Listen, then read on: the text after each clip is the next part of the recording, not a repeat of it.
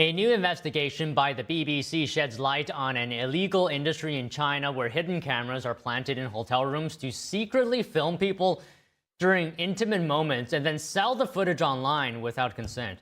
The BBC team identified 54 hidden cameras live streaming from hotel rooms over a 7-month investigation. Joining us to discuss this is Chris Chappell, host of the show China Uncensored. Chris, good afternoon. And this just sounds crazy, but you've covered such issues. How big is the problem?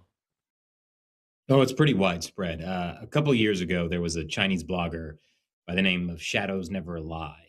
And he uncovered this problem that a lot of these hotels, guest houses in China, they install hidden cameras and record people in some pretty intimate moments. And there is a big market for this on things like the dark web and whatnot. So it's pretty widespread, and it's a way of making a lot of money. Okay, who is doing this? I mean, are the hotel owners involved? Well, there's some deniability that the hotel owners have because they can say, "Oh, it was some other guest who installed the cameras." But in the case I mentioned before, what the concern was that the hotel owners were working in conjunction with local police, and it was a way for local governments to raise money. Local governments in China have a lot of economic distress. They're not allowed to levy taxes, and so they often look for creative ways of making money, especially after real estate collapsed in China. So I wouldn't say it's impossible that this is a money-making scheme that kind of goes straight to the top. Okay, so how many figures are we talking about here? How much money is being made? I don't think anyone has an exact estimate because nobody knows how widespread the issue is. This isn't something that the Chinese Communist Party wants getting out there.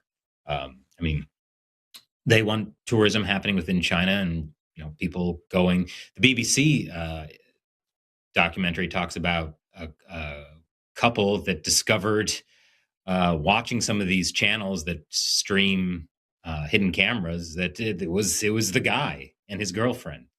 So it's pretty popular. It's wild. Imagine seeing yourself online and just, I mean, what are Chinese authorities? I see myself online, but not like that. I see you too online, but right, not in Not like that that. light, not in that. Okay, what are Chinese authorities doing about this? As far as I can tell, some perfunctory kind of, we're looking into it.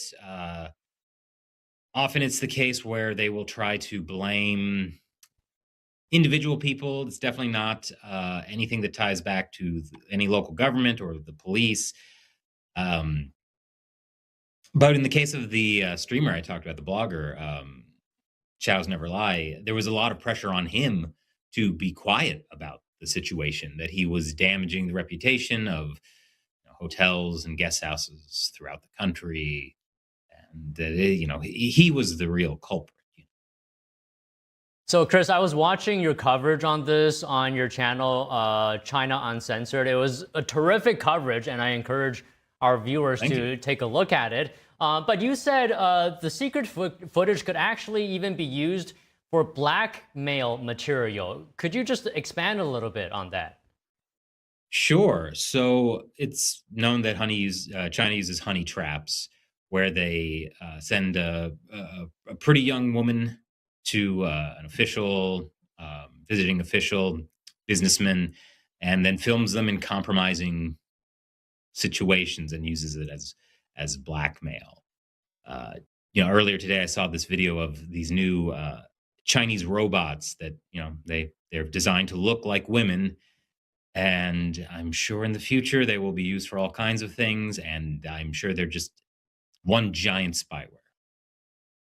What if Terminator is actually those Chinese robots that look like women?